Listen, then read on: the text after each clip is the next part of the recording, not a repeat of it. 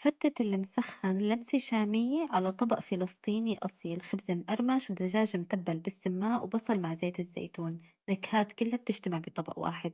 كل يلي بنحتاجه بمقلي على النار، رح أضيف زيت الزيتون ورح أضيف بصل مقطع لشرايح وفيكم تقطعوه لمكعبات. رح أضيف البصل دفعة واحدة ورح أقلب البصل لحتى بس يدبل عندي شوي ويتغير لونه. من بعدها رح أضيف دجاج أنا سلقيته قبل بوقت وفرفضته، رح أضيفه فوق البصل ورح أقلبهم كذا تقليبة. رح أضيف ربع كوب من مرقة الدجاج وربع كوب من عصير الليمون ومعلقتين كبار من دبس الرمان. رح أضيف التوابل ملح وفلفل واللي كتير من السماق، ويفضل يكون سماق بلدي. رح أقلبهم مع بعض كتير منيح لحتى تتوزع التوابل بشكل كافي على كل كمية الدجاج. هلأ هيك صاروا جاهزين عندي. رح ننتقل للمرحلة اللي بعدها ونحضر صوص الزبادي. كل يلي بنحتاجه لبن زبادي، رح نحتاج طحينية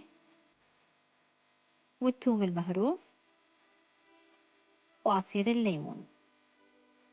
هلأ بخفقهم شوي بس ليصير قوامهم شوي ناعم. رح أضيف المي بالتدريج لحتى أتحكم بالقوام المطلوب، وهيك القوام اللي أنا بدي إياه.